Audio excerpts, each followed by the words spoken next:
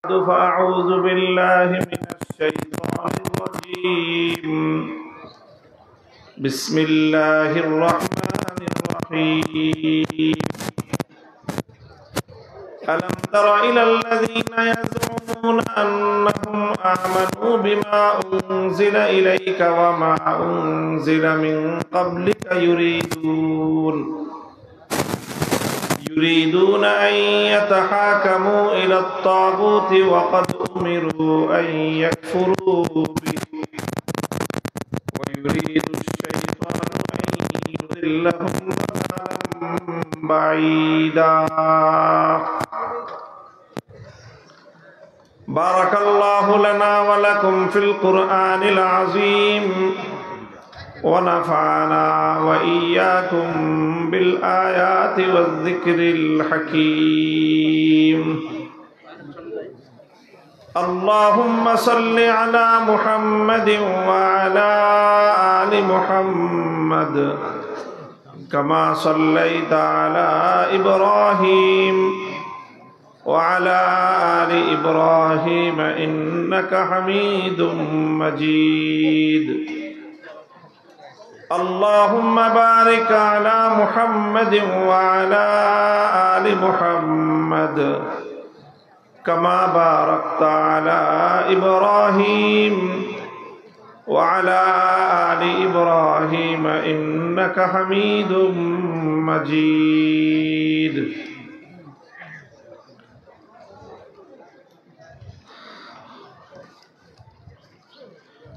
মোহতারাম হযরত উলামায়ে কেরাম, সম্মানিত শ্রদ্ধাভাজন আমার মুরব্বী সাহেবান, সমবেত ইসলাম প্রিয়, কোরআন প্রেমিক, নবী প্রেমিক, তৌহিদি মুসলমান ভাই ও বন্ধুগণ, পর্দার অন্তরালে অবস্থানরত আমার সম্মানিত মা ও বোনেরা, বাইতুল হুদা জামে মসজিদ প্রাঙ্গণে আয়োজিত আজকের এই ইসলামী সাহিত্য কেন্দ্রের উদ্যোগে আয়োজিত আজিমুস-শান ইসলামী মহাসম্মেলনের উপস্থিত আল্লাহ পাক রব্বুল আলামিন আমাদের যাদেরকে তৌফিক দিয়েছেন এখানে সমবেত হওয়ার, আল্লাহ পাক রব্বুল আলামিনের বড়ই মেহেরবানি। এমন একটি সুন্দর আয়োজন, সুন্দর একটি উদ্যোগের সাথে আলেমে দ্বীন বন্ধুবর হযরত মাওলানা আব্দুল হাই মোহাম্মদ সাইফুল্লাহ, তার আমন্ত্রণেই মূলত আজকে আপনাদের এখানে আমার আসার সুযোগ হয়েছে। এখানে তিনি আরো অনেক বড় বড় উলামায়ে কেরামকে, ব্যক্তিত্বকে তিনি উপস্থিত করেছেন আপনাদের সম্মুখে। আপনাদের এই অঞ্চলের মানুষের জন্য এটা একটা আনন্দের উপলক্ষ। জনাব শেখ আহমদুল্লাহ হাফিজাহুল্লাহ তাআলা ওয়া রাআহ এতক্ষণ পর্যন্ত আপনাদের সম্মুখে অত্যন্ত জ্ঞানগর্ভ আলোচনা পেশ করেছেন। এছাড়াও আরো অন্যান্য উলামায়ে কেরাম এসেছেন। তো একজন আলেমে দ্বীন যদি একটি উদ্যোগ গ্রহণ করে এবং সেই এলাকার মানুষ যদি তাকে সহযোগিতা করে, তাহলে উলামায়ে কেরাম এ জাতিকে সুন্দর সমাজ বিনির্মাণে যে সুচারু নেতৃত্ব দিতে পারে, সেটা অন্য কোনো সম্প্রদায়ের পক্ষে সম্ভব নয়। আপনাদের এই আদমদিঘির এই গ্রামের মানুষ, আপনাদের গ্রামের নাম হলো চাটখৈর। তো আপনারা সেই দৃষ্টান্ত স্থাপন করেছেন। আশা করি এভাবেই আমরা বৃহত্তর পর্যায়ে, রাষ্ট্রীয় পর্যায়ে এবং বৈশ্বিক পর্যায়ে নতুন বিপ্লব আনার যে স্বপ্ন দেখছি, ইনশাআল্লাহ সেই বিপ্লব তো সাধিত হবেই, সন্দেহের কোনো অবকাশ নেই। কামা আন্না দুনাল ইয়াউমি আল গাদ, আজ রাত অবসান হওয়ার পর যেরকম আগামীকাল প্রত্যুষে সূর্যের উদয় ঘটবে, নতুন আলো উদ্ভাসিত হবে, নতুন দিন আসবে, এ কথায় যেরকম সন্দেহের কোনো অবকাশ নেই। সারা পৃথিবী জুড়ে বিস্তৃত বর্তমান এই জাহিলিয়াতের কবর রচিত হয়ে তার ধ্বংসস্তূপের উপর ইসলামের বিজয়ের পতাকা উড়বে। রুখবার সাধ্য পৃথিবীর কোনো শক্তির হবে না ইনশাআল্লাহ। এবং পৃথিবীতে তার দিকে দিকে পূর্বাভাস শুরু হয়েছে, অগ্রাভিযান শুরু হয়ে গিয়েছে ইনশাআল্লাহ। তো এইভাবে আমরাও আমাদের অঞ্চল থেকে, আমাদের এই জনপদ থেকে ছোট ছোট মসজিদ ভিত্তিক সমাজ গড়বার যে আহ্বান, যে দাওয়াত, মসজিদ মুসলমানদের সকল কাজের কেন্দ্রবিন্দু, এই মসজিদ ভিত্তিক সমাজ যদি আমরা নির্মাণ করতে পারি আজকে ক্ষুদ্র পরিসরে, এটাই আগামী দিনে বৈশ্বিক পরিসরে ইসলামের বিজয়ের প্রথম ধাপ হিসেবে বিবেচিত হবে ইনশাআল্লাহ। আল্লাহ পাক রব্বুল আলামিন আপনাদেরকে কবুল করুন, আপনাদের এই উদ্যোগকে আল্লাহ পাক সাফল্যমণ্ডিত করুন। মুহতারাম হাজিরিন, আমি আপনাদের সম্মুখে কোরআনে কারীমের সূরাতুন নিসার ৬০ নম্বর আয়াতটুকু তেলাওয়াত করেছি। সংক্ষিপ্তভাবে এই আয়াতের উপর কিছু আলোকপাত আমি করব আপনাদের সম্মুখে। আপনারা যেমনটা জানেন, আমার আলোচনার অনেকেই শুনে থাকেন। বর্তমান মিডিয়া এবং সামাজিক যোগাযোগ মাধ্যমের কল্যাণে সামনাসামনি দেখা হোক বা না হোক, যারাই কথাবার্তা বলি আমরা কিছু মানুষের সামনে, আমাদের আলোচনা শুনে আপনারা অভ্যস্ত।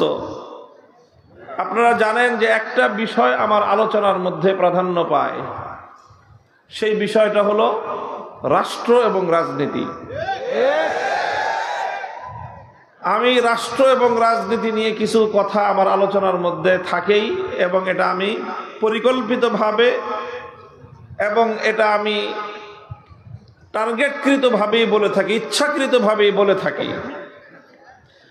আমার এই কথাগুলো বিপুল পরিমাণ ধর্মপ্রাণ মুসলমানদের মধ্যে যেরকম উদ্দীপনা তৈরি করে, উৎসাহ জাগায়, আবার অনেক মানুষের মধ্যে এক ধরনের বিরক্তি অথবা অ্যালার্জির চুলকানির উপদ্রব তৈরি করে।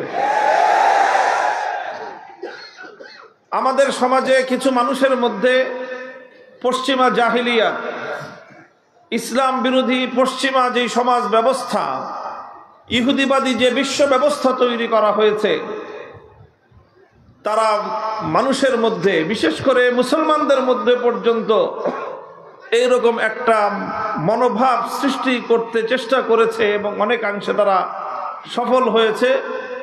সেটা হলো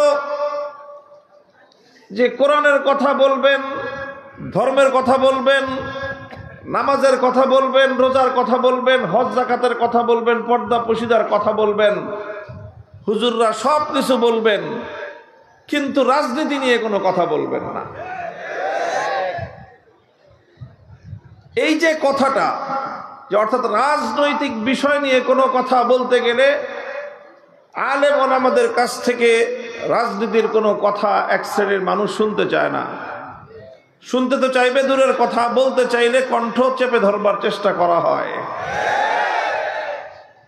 এটার বিরুদ্ধে আমাদের লড়াই, এই জাহিলিয়াতের বিরুদ্ধে আমাদের যুদ্ধ, এই জাহিলিয়াতের বিরুদ্ধে সংগ্রাম করে এই জাহিলিয়াতকে উৎখাত করাটাই হলো আমাদের মঞ্জিলের মাকসাদ।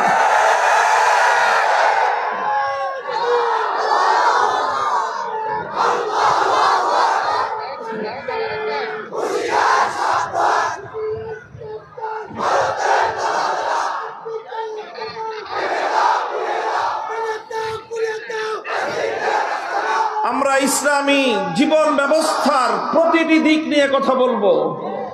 উলামায়ে কেরামের দায়িত্ব ইসলামের প্রতিটি শাখা প্রশাখা বিষয়ে মানুষকে সচেতন করা, মানুষকে সজাগ করা, কোরআন এবং হাদিসের দিক নির্দেশনা মানুষের সামনে তুলে ধরা, এটা আলেম ওলামাদের ঐতিহাসিক জিম্মাদারি।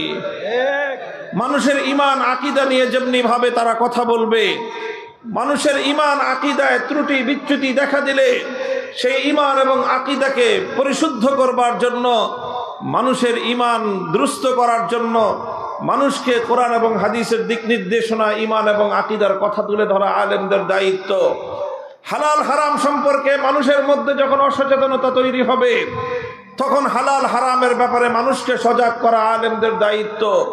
ইসলামী শরীয়তের ফরজ বিধিবিধান সংক্রান্ত বিষয়ে যখন মানুষের মধ্যে গাফলতি দেখা দিবে, মানুষকে ফরজ বিধিবিধান সম্পর্কে জাগ্রত করা এটা আলেম ওলামাদের দায়িত্ব।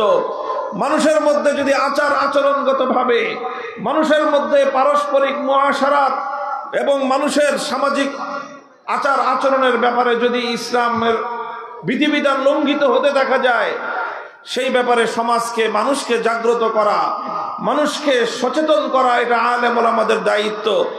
ব্যবসা বাণিজ্যের লেনদেনের মধ্যে যদি মানুষ শরীয়তের সীমা লঙ্ঘন করতে থাকে, তখন সেই সমাজকে, সেই জাতিকে, সেই মানুষকে ব্যবসা বাণিজ্যের ক্ষেত্রে আল্লাহর হুকুম শরীয়তের বিধান মানতে উদ্বুদ্ধ করা, তাদেরকে সতর্ক করা, তাদেরকে সচেতন করা এটা আলেম ওলামাদের দায়িত্ব। প্রতিটি বিষয়ে যেমনি ভাবে আলেম ওলামাদের দায়িত্ব, ঠিক তদ্রূপ যখন রাষ্ট্র এবং রাজনীতি ইসলামের বিরুদ্ধে পরিচালিত হতে থাকে, মুসলিম সমাজের রাষ্ট্র ব্যবস্থা যখন মুসলমানদের ঈমান হরণ করতে চেষ্টা করে, মুসলমানদের মধ্যে যখন ঈমান বিধ্বংসী কুফরি রাজনীতির মহামারী তৈরি হয়, তখন আলেম সমাজকে ঠিক একইভাবে কুফরি রাষ্ট্র ব্যবস্থা রাজনীতির বিরুদ্ধে কথা বলবার জন্য যে কোনো ঝুঁকি গ্রহণ করা, সেটাও আলেমদের ঐতিহাসিক দায়িত্ব। মোহতারাম হাজিরিন, একটু পরে তো ইসলামের রাজনৈতিক দর্শন, ইসলামের রাষ্ট্র ব্যবস্থা, ইসলামের রাজনৈতিক মতবাদ, সেই কথাগুলো মানুষের সামনে বলতে হয়।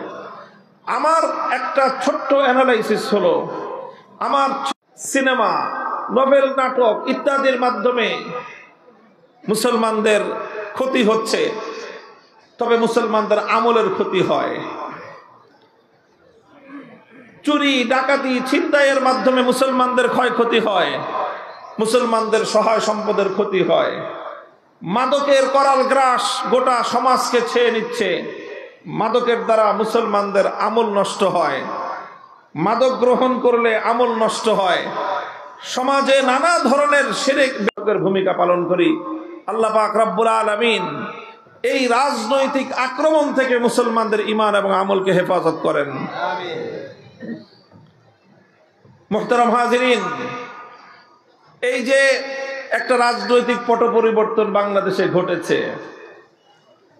16 বছরের ফ্যাসিবাদ, স্বৈরতন্ত্র, এই দেশের মানুষের বুকের উপর চেপে বসা একটা জগদ্দল পাথর আল্লাহ পাক রব্বুল আলামিনের সাহায্যে অপসারিত হয়েছে। এদেশের মানুষ মুক্ত বাতাসে নিঃশ্বাস গ্রহণ করার। আওয়ামী লীগ যদি রাজনীতি করতে চায়, তার আগে তাদেরকে বাংলাদেশের মানুষের রক্তের দাম চুকাইতে হবে। যতগুলো মানুষের, নিরপরাধ মানুষের রক্ত ঝরিয়েছে তারা, এই সব রক্তপাতের বিচার হোক যথাযথভাবে। 2021 সালের ব্রাহ্মণবাড়িয়ার শহীদ শাহাদাতের ঘটনা, এই সকল শাহাদাত এবং এই হত্যাযজ্ঞের সঙ্গে জড়িত মানুষগুলোকে যদি যাচাই বাছাই করে বিচারের কাঠগড়ায় দাঁড় করানো হয়, বাংলাদেশের কোনো একটা ইউনিয়ন ওয়ার্ড পর্যায়ের আওয়ামী লীগের কোনো নেতা অবশিষ্ট থাকবে বলে আমার মনে হয়। রক্তাক্ত হয়ে এই মানুষ, হাজার হাজার লক্ষ মানুষের জনতা যখন এভাবে শাপলা চত্বর থেকে আমরা বিচ্ছিন্ন হয়ে গেলাম, যে যেদিকে পারলো জীবন নিয়ে পালিয়ে গেল। বহু মানুষ রাস্তায় রাস্তায় দেখেছি আহত অবস্থায়, কাউকে দুজন পাজাকোলা করে নিয়ে যাচ্ছে, কাউকে ভর দিয়ে নিয়ে যাওয়া হচ্ছে। অসংখ্য অগণিত মানুষ এভাবে যে যেদিকে পেরেছে চলেছে। রাজধানী ঢাকার এমন কোন হাসপাতাল অবশিষ্ট ছিল না, সেই আহত অর্ধমৃত মানুষগুলোর উপর নতুন করে টর্চার চালানো হয়েছে। বাংলাদেশের কোথাও কোনো bus stand, rail station, launch station, কোনো একটা স্টেশন এমন অবশিষ্ট ছিল না যেখানে শাপলা চত্বর থেকে নবী প্রেমিক জনতা বন্দুক নিয়ে, রিভলভার নিয়ে ছাত্র জনতার বিরুদ্ধে, তৌহিদি জনতার বিরুদ্ধে বুলেটের আঘাত ছুড়ে মেরেছে। এইভাবে যদি বিচার করা হয়, এই সকল ডকুমেন্টসগুলোর উপর ভিত্তি করে যদি জুলাই হত্যাকাণ্ড তাদেরকে একটা বিষয় সংশোধন করে আগামীর বাংলাদেশের রাজনীতির মাঠে নামতে হবে। সেই বিষয়টা হলো যে আওয়ামী লীগের লোকজনের একটা স্বভাব, তারা মুসলমানরা নামাজ পড়ে, নামাজ নিয়ে আমাদের সঙ্গে তাদের খুব একটা বিতর্ক নাই, তারা টুটি চেপে ধরবার চেষ্টা করে। এটা হলো আওয়ামী লীগের সবচেয়ে বড় বিরোধ ইসলামপন্থীদের সঙ্গে। তারা ইসলামের রাজনৈতিক উত্থানকে সহ্য করতে পারে না, ইসলামী রাষ্ট্র প্রতিষ্ঠার চেষ্টা। হাজিরিন, মরহুম আল্লামা দেলোয়ার হোসেন সাঈদী রহমতুল্লাহ আলাইহি একটা কথা বলতেন, আরে ধর্ম নিয়ে রাজনীতি তো তাদেরটা নয় যারা ধর্মকে প্রতিষ্ঠার জন্য রাজনীতি করে। আলহামদুলিল্লাহ, আমরা তো আল্লাহর জমিনে আমাদের ওপেন বক্তব্য, পরিষ্কার ঘোষণা, জীবনের স্ত্রীদেরকে বিধবা করতে হলে তারা বিধবা হবে, জীবনের বিনিময়ে আল্লাহর জমিনে কোরআনের রাজ কায়েম হওয়া, এটাই আমাদের চূড়ান্ত স্বপ্ন।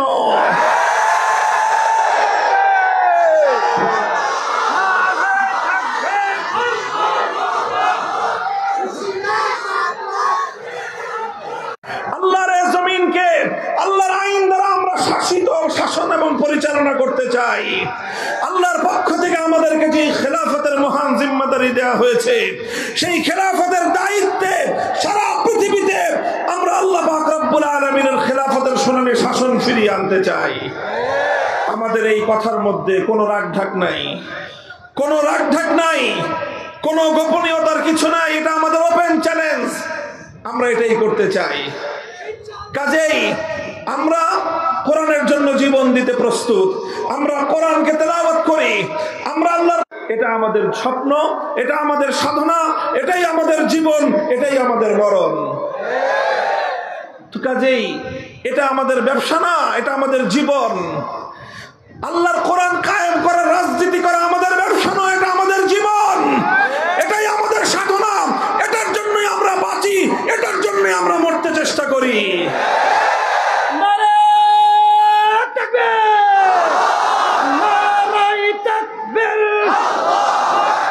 বাংলার মুসলিম বিপ্লব, বিপ্লব ইসলামী বিপ্লব, যারা হাতে তসবিহ নেয়, নির্বাচন আসলে যারা মাথায় টুপি পরে মসজিদের মধ্যে গিয়ে মুসল্লিদের সঙ্গে কোরআনের পক্ষে থাকবার জন্য প্রত্যয় ব্যক্ত করে, আবার নির্বাচনের মাধ্যমে মানুষের ভোটটাকে ধোঁকা দিয়ে আদায় করতে করি। এই কথাটা আমি অত্যন্ত আন্তরিকতার সাথে আওয়ামী লীগের অবশিষ্ট নেতা কর্মীদেরকে বলবো, আগামী দিনে যদি বাংলাদেশে রাজনীতি করতে হয়, আপনাদের এই মনোভাব, এই মন এবং এই দৃষ্টিভঙ্গি পরিবর্তন করবেন যে ইসলামী রাজনীতিকে ধর্ম ব্যবসা বলা হয় না।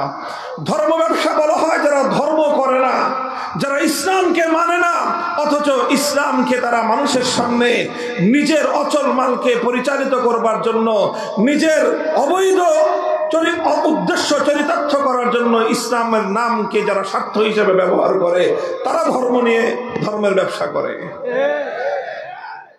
এই কথাটা বললাম এই জন্য যে এই যে জায়গাতে আমাদের সঙ্গে যে তাদের বিরোধ, এই বিরোধ যতদিন পর্যন্ত তারা তাদের এই জায়গাটাকে, তাদের এই দৃষ্টিভঙ্গিকে সংশোধন না করবে, আমাদের সঙ্গে আপোষ হওয়ার কোনো সুযোগ নাই।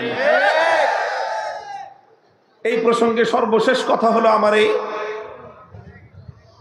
আওয়ামী লীগের সঙ্গে রাজনীতি করতে করতে এই সমস্যা আস্তে আস্তে ধীরে ধীরে বিএনপির রাজনীতি যারা করেন তাদের মধ্যে সংক্রমিত হতেছে। আমি পরিষ্কার পয়গাম দিয়ে দিতে চাই, পরিষ্কার এক বার্তা আমাদের পক্ষ থেকে দিয়ে দিতে চাই, যদি আমাদের রাজনৈতিক দর্শন নিয়ে, আমাদের কোনো পদক্ষেপ নিয়ে, আমাদের কোনো ভূমিকা নিয়ে আপনাদের কোনো আপত্তি থাকে, আপনাদের সঙ্গে আওয়ামী লীগের মতো আচরণ করতে আমরা দুইবার ভাববো না।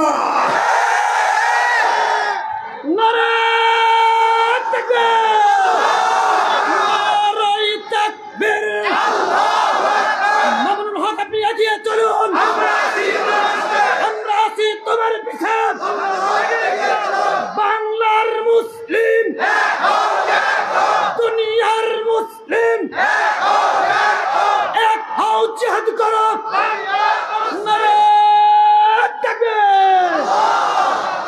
মুহতারাম হাজিরিন, কথাটা পরিষ্কার সুন্দর।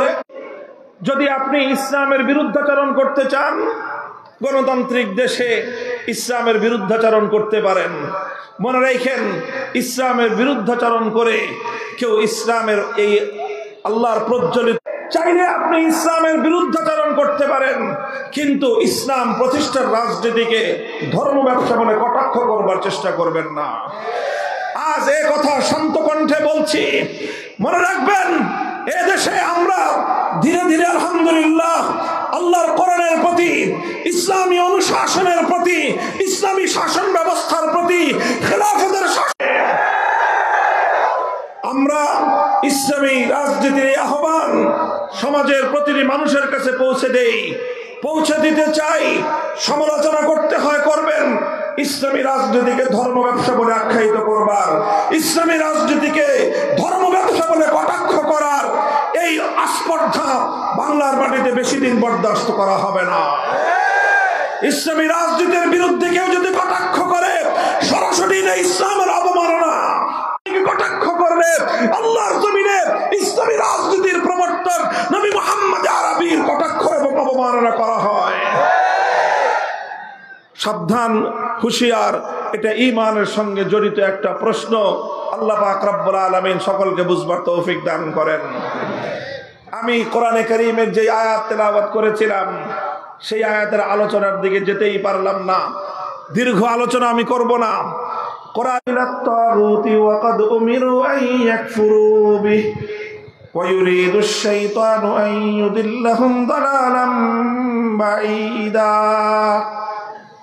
আল্লাহ বলেন যে তোমরা কি দেখেছো এক শ্রেণীর মানুষ এমন রয়েছে, তোমরা কি লক্ষ্য করো যে কিছু মানুষ এমন রয়েছে, ইয়াজুমুনা আন্নাহুম আমানু, তারা দাবি করে যে তারা নাকি ঈমানদার। তারা কি দাবি করে? তারা নিজেদেরকে ঈমানদার বলে দাবি করে। ইয়াজউমুন অর্থই হলো ইয়াদউন, তারা নিজেদেরকে ঈমানদার বলে দাবি করে। অথচ আল্লাহর কোরআন বলতেছে, অথচ ইউরিদুনা আন ইয়াতাহাকামু ইলাত তাগুত ওয়া ক্বাদ উমিরু আন ইয়াকফুরু বিহি। বার্তা দিয়ে দেওয়া হয়েছে যে তোমরা তাগুতকে অস্বীকার করো। কোরআনে কারীমের এই আয়াত, সূরাতুন নিসার এই আয়াত স্পষ্ট ভাষায় মানব জাতির কাছে একটা বার্তা তুলে ধরে। সেই বার্তাটা হলো এই, যারা তাগুতকে বিশ্বাস করে, যারা তাগুতের সিদ্ধান্ত মানবার জন্য প্রস্তুত হয়, তারা আর কিছু হলেও হতে পারে, হাজি হতে পারে, গাজী হতে পারে, পাজি হতে পারে, কিন্তু ঈমানদার হতে পারে না। আল্লাহর কোরআনের বার্তা হলো এই যে তুমি তাগুতের কাছে ফয়সালা চাইবা, তাগুতের কাছে সিদ্ধান্ত জানতে চাইবা, তাগুতের বিচার মানবা, আবার নিজেকে ঈমানদারও মনে করবা। এই দুটো কোশ্চিন কেন একত্রিত হতে পারে না। কোরআনে কারীমের বহু আয়াত একইভাবে আল্লাহ পাক রব্বুল আলামিন তাগুতের প্রতি ঈমানদারদেরকে চূড়ান্তভাবে তাগুতকে বর্জন করতে বলা হয়েছে। সূরাতুল বাকারার মধ্যে আল্লাহ পাক রব্বুল আলামিন স্পষ্ট ভাষায় বলেছেন, আল্লাহ পাক রব্বুল আলামিন কোরআনে কারীমের বিভিন্ন বলেন, যারা ঈমানদার তারাও লড়াই করে, যারা বেঈমান তারাও লড়াই করে। ঈমানদাররা লড়াই করে আল্লাহর পথে, বেঈমানরা লড়াই করে তাগুতের পথে। সুতরাং আল্লাহর পথ হলো ভিন্ন, তাগুতের পথ হলো ভিন্ন। আলো এবং অন্ধকার যেমন একাকার হতে পারে না, আসমান আর জমিন যেমন একত্রিত হতে পারে না, ঠিক তেমনি ভাবে আল্লাহর উপর বিশ্বাস এবং তাগুতের উপর আস্থা বিশ্বাস, এই দুটো কোশ্চেন কেন একত্রিত হতে পারে না। যদি আমি বিশ্বাসকে অটল এবং অবিচল রাখতে হবে, একই সঙ্গে তাগুতকে তোমার অস্বীকার করতে হবে। তুমি যদি তাগুতকে অস্বীকার করতে না পারো, তাহলে তোমার ঈমান কোশ্চিন কালেও আল্লাহর নিকট গ্রহণযোগ্য হতে পারে না। প্রশ্ন আসতে পারে, তাগুত কাকে বলা হয়? খুব সংক্ষিপ্ত আলোচনার মাধ্যমে আমি আপনাদের সম্মুখে তাগুতের সংক্ষিপ্ত পরিচয় তুলে ধরবো, এটাই আমার আলোচনার সর্বশেষ পয়েন্ট। এবং তার যে সংজ্ঞা তুলে ধরেছেন তার সারমর্ম হলো এই, তাগুত কাকে বলা হয়? তাগুত বলা হয় আল্লাহ পাক রব্বুল আলামিনের জন্য যেই স্থান, যেই আসন নির্ধারিত, আল্লাহর জন্য যেই মর্যাদাটা নির্ধারিত, আল্লাহর জন্য নির্ধারিত আসন, এর দৃষ্টান্তটা বুঝতে সহজ হবে। বলেন তো, এই মহাবিশ্বের মধ্যে ইবাদতের উপযুক্ত একমাত্র কে? আরো জোরে বলেন, মহাবিশ্বের মধ্যে ইবাদতের উপযুক্ত একমাত্র কে? আল্লাহ। ইবাদতের উপযুক্ত একমাত্র আল্লাহ। এখন এই আল্লাহর জন্য যেই ইবাদত, সেই ইবাদত যদি আল্লাহর জন্য না করে কোনো গায়রুল্লাহর জন্য কেউ ইবাদত করে, তাহলে যেই গায়রুল্লাহ মানাত, উজ্জা, হুবাল এই সকল দেব দেবতার পূজা করত, এই সকল দেব দেবতার ইবাদত করত, ইবাদতের উপযুক্ত একমাত্র কে? জোরে বলেন কে? যখনই কোনো মানুষ আল্লাহকে বাদ দিয়ে লাত, মানাত, উজ্জা, হুবাল দেবতার ইবাদত করলো, তখন লাত, মানাত, উজ্জা, হুবাল এই দেবতাগুলোকে আল্লাহ দেব দেবতার পূজা করে। যখনই কোনো মানুষ আল্লাহকে বাদ দিয়ে কোনো দেব দেবতাকে পূজা করলো, আল্লাহকে বাদ দিয়ে দুর্গার ইবাদত করলো, তখন দুর্গাকে বলা হয় তাগুত। আল্লাহকে বাদ দিয়ে সরস্বতীর ইবাদত করলো, সরস্বতীকে বলা হয় তাগুত। আল্লাহকে বাদ দিয়ে কালী পরিচয় বুঝতে পারলেন? এতক্ষণ পর্যন্ত আমি যেই তাগুতের কথা বললাম, এটা হলো ইবাদতের ক্ষেত্রে তাগুত।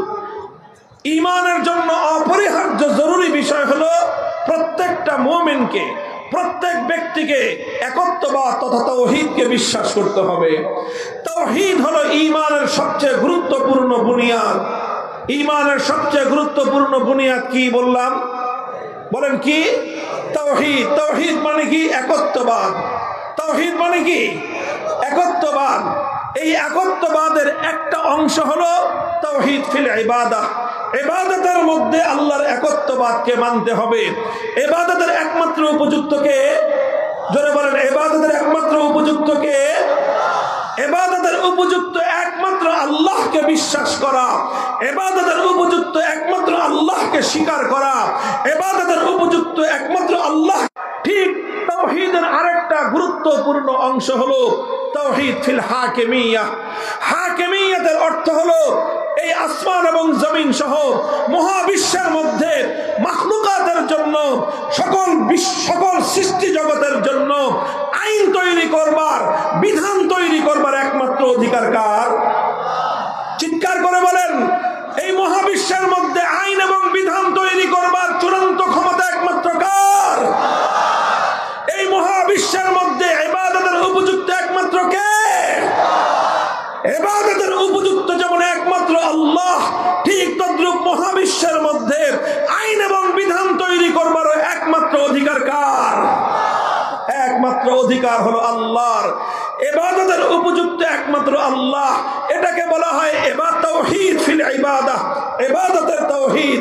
ঠিক তদ্রূপ আইন এবং বিধান তৈরি করবার ক্ষেত্রেও চূড়ান্ত ক্ষমতা একমাত্র আল্লাহর, এটাকে বলা হয় তাওহীদ ফিল হাকিমিয়াহ, অর্থাৎ আইন তৈরি করবার, বিধান তৈরি করবার তাওহীদ। এবার আমি আপনাদেরকে জিজ্ঞাসা করি, কোন একজন মানুষ যদি আল্লাহরও ইবাদত করে, আবার কি লোকটা ইমানদার না বেঈমান? কারণ কি? সে তো 23 ঘন্টা 55 মিনিট অথবা 23 ঘন্টা 59 মিনিট সে একমাত্র আল্লাহর ইবাদত করলো, আর একটা মিনিট শুধুমাত্র আল্লাহকে বাদ দিয়ে কোনো গায়রুল্লাহর ইবাদত করলো। এরপরে কি লোকটা ইমানদার থাকতে পারে? কেন থাকতে পারবে না? কারণ ঈমানের সঙ্গে কোনো শিরক গ্রহণযোগ্য হতে পারে। মুহতারাম হাজিরিন, কথাটা এই জায়গায় একটু লক্ষ্য করে বুঝুন, একটু মনোযোগ দিয়ে বুঝার চেষ্টা করুন। বড় এক ভয়াবহ বিপদের মধ্যে মুসলিম উম্মাহ। আমার বাংলাদেশের কোন একজন মুসলমান 1 মিনিটের জন্য, 1 মুহূর্তের জন্য কোন একটা দেবতার পূজা করবে, কোন মুসলমান সেটা দেখে বরদাস্ত করতে পারে না। কারণ প্রত্যেকটা মুসলমান এই কথা জানে যে ইবাদতের একমাত্র উপযুক্ত হলো আল্লাহ। আল্লাহকে বাদ দিয়ে কোন গায়রুল্লাহ যদি পূজা করা হয়, তাহলে এক মুহূর্তের জন্য কোন গায়রুল্লাহর ইবাদত করলে একজন মানুষ আর কিছু হলেও হতে পারে ঈমানদার। ঠিক তদ্রূপ মানব জাতির জন্য, বিশ্বের জন্য, গোটা মাখলুকাতের জন্য আইন এবং বিধান তৈরি করবার একমাত্র অধিকার কার? এটাও তো তাওহীদ, এটাও তো আল্লাহর একত্ববাদ। অথচ অসংখ্য অগণিত মানুষ ইসলামের নাম ধারণ করে, অসংখ্য অগণিত মানুষ 5 ওয়াক্ত নামাজ পড়ে, অসংখ্য অগণিত মানুষ বছর বছর হজ করে, প্রতি বছর রোজা রেখে, অসংখ্য অগণিত মানুষ মাথায় টুপি পরে, মুখে দাড়ি রেখে, তারা তাওহীদ ফিল হাকিমিয়্যার বিশ্বাসকে লঙ্ঘন করে আল্লাহর আইনে করবেন না। আমরা তো রাজনীতি করতে চাই নাই, কিন্তু যখন আমরা দেখি রাজনীতির মাধ্যমে সরল প্রাণ মুসলমানদের ঈমান হরণ করা হয়, তখন সেই কুফরি রাজনীতির বিরুদ্ধে কথা বলা আলেমদের ফরজ। সেই কুফরি রাজনীতির বিরুদ্ধে তখন কথা বলা, উম্মতকে সতর্ক করা প্রত্যেকটা ঈমানদার আলেমের দায়িত্ব এবং কর্তব্য হয়ে দাঁড়ায়। মুহতারাম হাজিরিন, এই কথা অনেক লম্বা দীর্ঘ একটা আলোচনার বিষয়। রাত গভীরে এত সূক্ষ্ম বিষয় দীর্ঘ আলোচনা করবার কোনো সুযোগ আমার নাই। আমি শুধু আল্লাহর পয়গম্বরের একটি হাদিসের উদ্ধৃতি দিচ্ছি আপনাদেরকে, বিষয়টা একটু বোঝানোর জন্য। লক্ষ্য করে বুঝেন, এরপরে আলোচনা সমাপ্ত হবে। হযরতে আদী ইবনে হাতেম রাদিয়াল্লাহু তাআলা আনহু আল্লাহর নবীর একজন জলিলুল কদর সাহাবী, অতি উচ্চ মর্যাদা সম্পন্ন একজন সাহাবী। নাম হলো তার আদী, তার বাবার নাম হাতেম তাই। আমরা হাতেম তাইয়ের নাম শুনেছি, বিশ্ববিখ্যাত, পৃথিবীর মধ্যে একজন দানবীর। আজও পর্যন্ত পৃথিবীতে দান এবং মানুষকে উপকার করার ক্ষেত্রে এক কিংবদন্তি নাম হলো হাতেম তাই। এই হাতেম তাইর ছেলে ছিলেন আদী ইবনে হাতেম। আদী ইবনে হাতেম তিনি তার গোত্রের একজন সর্দার ছিলেন, প্রধান ছিলেন। তারা খ্রিস্টান জাতি ছিলেন। সেই আদী ইবনে হাতেম আল্লাহর নবীর কাছে আসলেন নবীজির সঙ্গে দেখা করতে। নবীজির কাছে এসে দেখেন যে আল্লাহর নবী কোরআনে কারীমের সূরাতুল বারাতের আয়াত তেলাওয়াত করতেছেন, ইত্তাখাযু আহবারাহুম ওয়া রুহবানাহুম আরবাবাম মিন। অভিযোগটা হলো খ্রিস্টানরা, তাদের মধ্যকার দুই শ্রেণীর মানুষ। এক হলো আহবার, অর্থাৎ তাদের মধ্যে যারা জ্ঞানী সম্প্রদায়, আরেক হলো তাদের রুহবান, তাদের মধ্যে যারা পাদ্রী সম্প্রদায়। তাদের জ্ঞানী এবং তাদের পাদ্রী, এই দুই শ্রেণীর মানুষকে তারা রব বলে গ্রহণ করে নিয়েছে, আল্লাহকে বাদ দিয়ে। এটা হলো খ্রিস্টানদের ধর্মবিশ্বাস। যখন আল্লাহর নবী কোরআনের আয়াত শুনলেন, এই আয়াত তেলাওয়াত করলেন, আদী ইবনে হাতেম আল্লাহর নবীর কাছে প্রশ্ন করলেন যে ইয়া রাসূলুল্লাহ, আপনার কোরআনের মধ্যে, আপনাদের ধর্মগ্রন্থে আমাদের খ্রিস্টানদের সম্পর্কে যে অভিযোগটা করা হয়েছে, সেই অভিযোগটা তো অবাস্তব। আল্লাহর নবী বললেন, কিভাবে অবাস্তব? বললেন, আমরা তো কোনোদিন কোনো খ্রিস্টান, আমাদের কোনো জ্ঞানীকে আমরা রব বলি নাই। আমরা তো কোনোদিন আমাদের কোনো জ্ঞানী ব্যক্তির পূজা বা ইবাদত করি না। আমরা তো কোনোদিন আমাদের মধ্যকার কোনো পাদ্রীর পূজা করি না। আমরা তো কোনোদিন আমাদের কোনো পাদ্রীকে আমাদের রব বলে আমরা ঘোষণা করি নাই।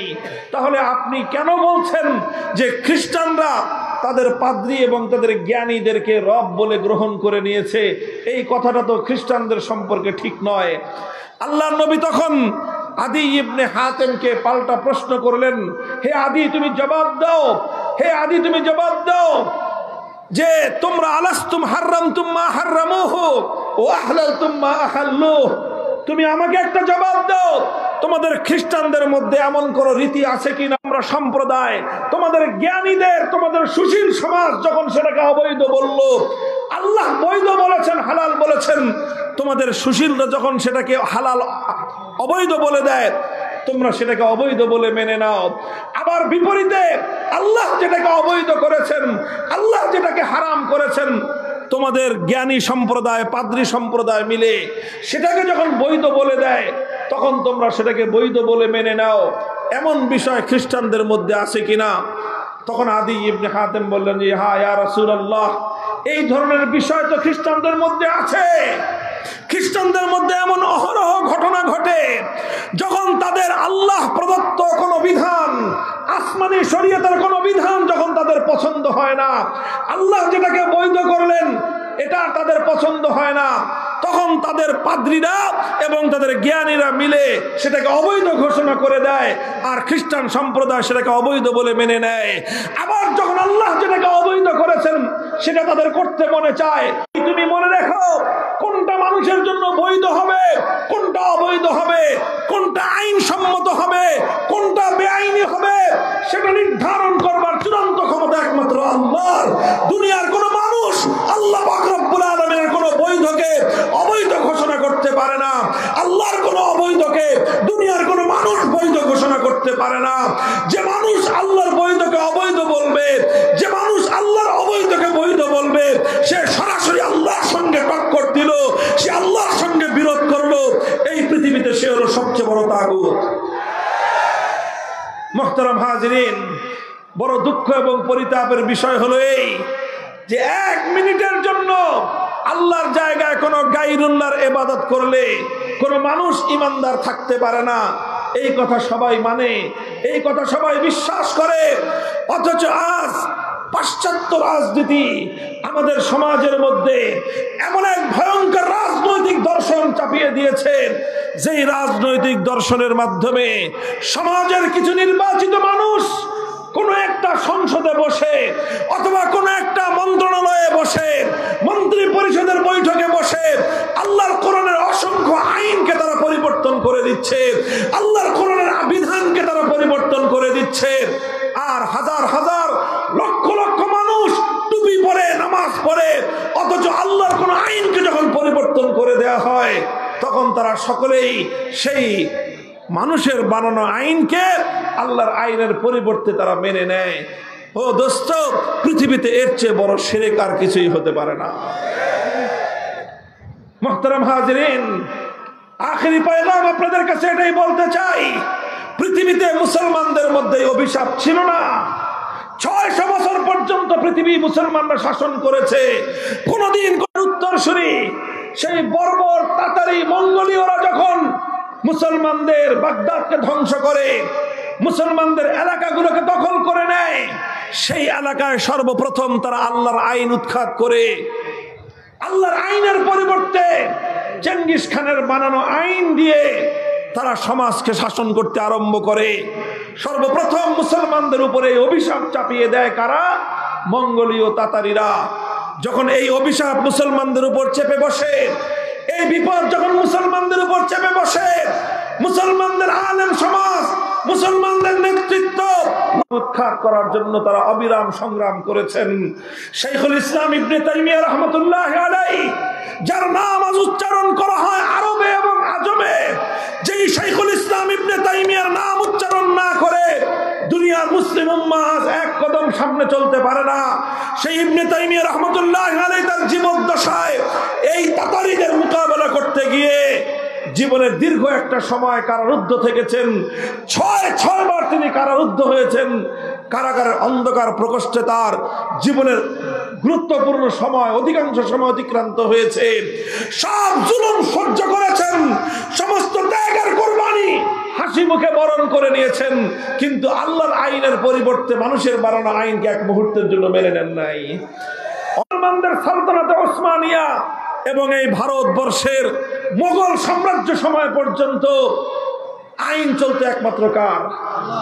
শাসন করত মুসলমান, শাসন করত শাসক, শাসন করত রাজা বাদশাহ, আইন চলত কার? এভাবেই চলছে মুসলমানরা। যখন 1757 সালে সর্বপ্রথম এই ব্রিটিশ বর্ষ, এটা যখন এই ভারতবর্ষকে ব্রিটিশরা দখল করে, মুসলমানদের রাজত্বকে দখল করে, ব্রিটিশরা যখন তাদের গোলামির জিঞ্জির দিয়ে জাতিকে বন্দী করে নেয়, তখন তারা সবচেয়ে বড় যেই বিপদটা মুসলমানদের কাঁধের উপর চাপিয়ে দিয়েছিল, তাদের স্বাধীনতা কেড়ে নিয়েছে, দেশ কেড়ে নিয়েছে, সম্পদ কেড়ে নিয়েছে, এটা বড় বিপদ ছিল না। বরং সবচেয়ে বড় বিপদ ছিল ব্রিটিশরা তার আইন দিয়ে আবার মুসলমানরা শাসিত হবে এজন্য নয়। ব্রিটিশরা উৎখাত হয়েছে 1947 সাল থেকে আজ 2025 সাল। কত বছর হয়? প্রায় 75 বছর, প্রায় 72-73 বছর। দীর্ঘ সময় বন্ধুগণ, এই দীর্ঘ একটা সময় 78 বছর সময় অতিক্রান্ত হয়েছে। মুসলমানরা একটাই মানুষের জীবনের বিনিময়ে যেই ব্রিটিশদেরকে বিতাড়িত করে আমরা আমাদের মাতৃভূমিকে স্বাধীন করেছিলাম, আমাদের মানচিত্র স্বাধীন হয়েছে, পতাকা স্বাধীন হয়েছে, কিন্তু জাতি হিসেবে আজও আমরা স্বাধীন হতে পারি নাই। বলবেন কেন জাতি হিসেবে স্বাধীন হতে পারলাম না? হে আমার জাতি, শুধু পতাকা, স্বাধীন পতাকা উড়লেই জাতি স্বাধীন হয় না, মানচিত্র স্বাধীন হলে জাতি স্বাধীন হয় না। কিভাবে তুমি তোমাকে স্বাধীন ভাবো?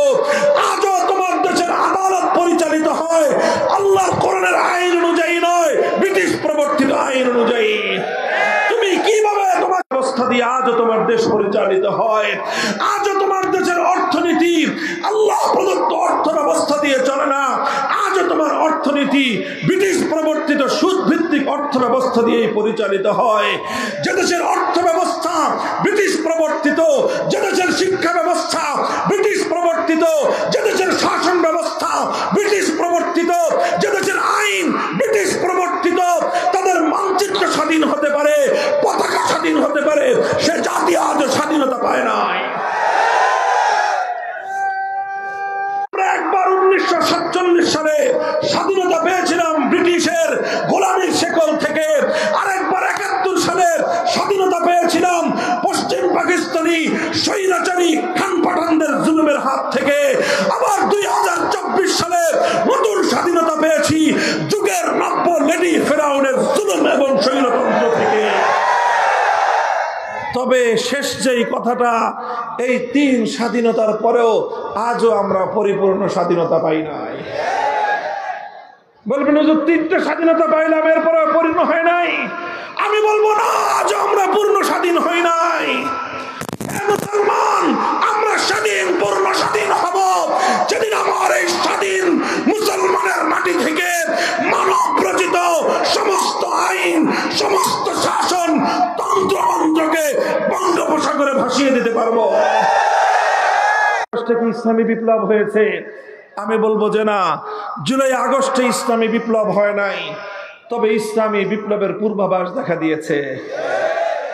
যেমন প্রতিদিন সকালবেলা যখন সূর্য উদিত হয়, সূর্য উদয়ের ঘন্টা দেড়েক আগে পূর্ব দিগন্তে সুবহে সাদেকের অভ্যুদয় ঘটে। কথা বলেন ঠিক না বেঠিক? আমরা যখন ফজরের নামাজের ওয়াক্ত হয়, ফজরের নামাজ পড়ি, তখন কিন্তু সূর্য উঠে না। সূর্য উঠে তখন সুবহে সাদেক হয়। সুবহে সাদেক হলে দুনিয়ার মানুষ বুঝে আর কিছুক্ষণ পরে সূর্যের উদয় হবে। সমস্ত পাখিরা গান গেয়ে উঠে, সমস্ত পশু পাখি তারা কিচির মিচির করে উঠে, তারা দুনিয়ার মানুষকে আগমনী বার্তা শোনাতে আরম্ভ করে, হে মানুষ আর ঘুমিয়ে থেকো না, কিছুক্ষণ পরেই পূর্ব দিগন্তে সূর্যের উদয় হবে, আলোয় আলোয় পৃথিবীটা উদ্ভাসিত হবে, রাতের অমানিসা অন্ধকার দূর হয়ে যাবে। তুমি ঘুমিয়ে থেকো না, জেগে উঠো, নতুন আলোকে তুমি স্বাগত জানাও। এর নামই হলো সুবহে জাদিদ, এর নামই হলো সুবহে সাদেক। আমি বলতে চাই, জুলাই এবং আগস্টের বিপ্লবে এদেশের তাওহীদি জনতা, কোরআন প্রেমী জনতা যেভাবে বুক টান করে জালিমের বিরুদ্ধে লড়াই করেছে, যেভাবে স্বৈরতন্ত্র এবং ফ্যাসিবাদের বিরুদ্ধে মোকাবেলা করেছে, এদেশে এতে সত্যপন্থী মানুষের বুকের মধ্যে সাহস জন্মেছে, এবং এই সাহসকে পুঁজি করেই আগামীর বিপ্লব হবে ইসলামের বিপ্লব। আর এই বিপ্লবটা ছিল ইসলামী বিপ্লবের পূর্বাভাস। কিভাবে পূর্বাভাস বলি? ছোট্ট একটা সিম্পটম বলি। আপনারা লক্ষ্য করেছেন 5ই আগস্ট দুপুর 1টা থেকে 2টোর মধ্যে যখন গোটা বাংলাদেশের মানুষ জানতে পারলো লেডি ফেরাউন পালিয়েছে, গোটা বাংলাদেশে 1 ঘন্টার মধ্যে একটা ঐতিহাসিক ঘটনা ঘটেছে। সেই ঘটনাটা কি?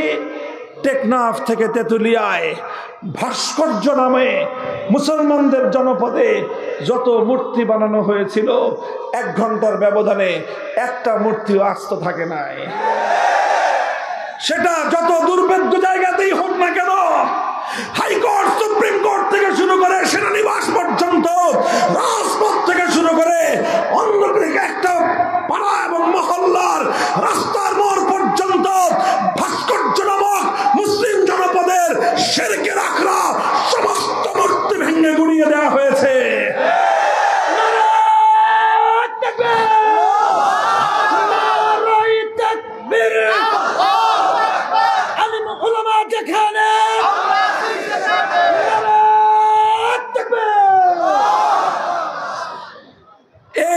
বিপ্লবের সিম্পটম। কারা এই ভাস্কর্যগুলো ভেঙেছিল? বিপ্লবীরা। কথা বলেন ঠিক না বেঠিক?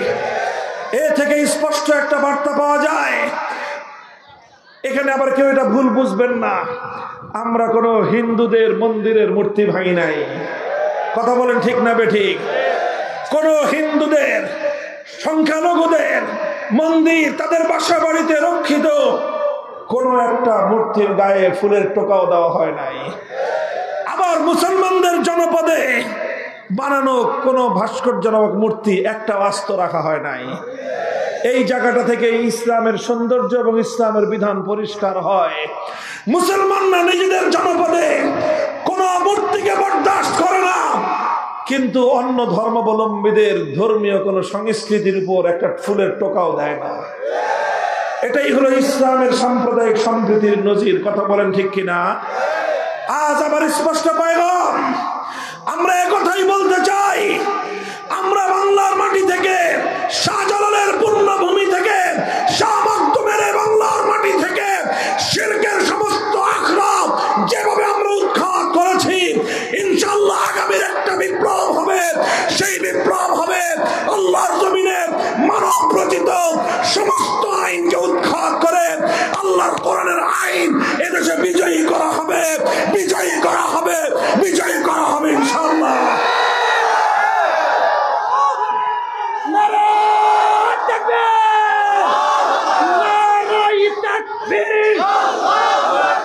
দুনিয়ার মুসলিম বিপ্লব, বিপ্লব, ইসলামী বিপ্লব, ইসলামী বিপ্লব, বিপ্লব, বিপ্লব, বাংলার ভবিষ্যৎ ইসলামী নারায়ে তাকবীর।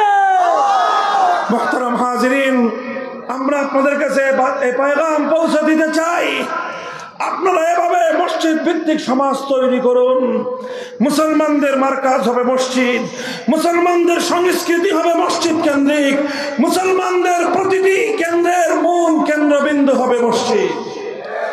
মুসলমানদেরকে মসজিদ বিমুখ করে মূর্তিমুখী করবার যে কোনো হিন্দুয়ানি অপতৎপরতা, ভারতীয় সেই সকল ষড়যন্ত্রকে আমাদের এভাবে রুখে দিতে হবে। প্রস্তুত থাকবেন তো ইনশাআল্লাহ?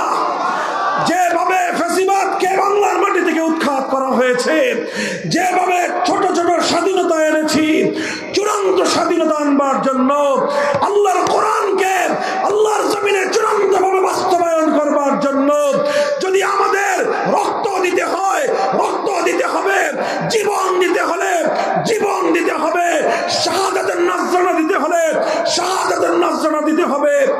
2000 তাজা প্রাণের মাধ্যমে, 2000 তাজা প্রাণের মাধ্যমে যদি আমরা ফ্যাসিবাদকে বিতাড়িত করতে পারি, সেখানে মানব রচিত সমস্ত তন্ত্রমন্ত্রের কবর রচনা করবে করে আল্লাহর কোরআনকে বিজয়ী করবার জন্য যদি 20,000 মানুষের শাহাদাতের নজরানার প্রয়োজন হয়, শহীদ ঈদগাহে মাথায় কাপড়ের কাপড় বেঁধে কারা কারা প্রস্তুত থাকবা?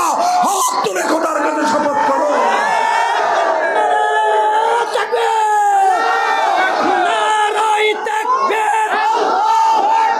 দুনিয়ার মুসলিম, দুনিয়ার মুসলিম, বিপ্লব, বিপ্লব, ইসলামী বিপ্লব, ইসলামী ভবিষ্যৎ, ইসলামী বিপ্লব, নারায়ে তাকবীর।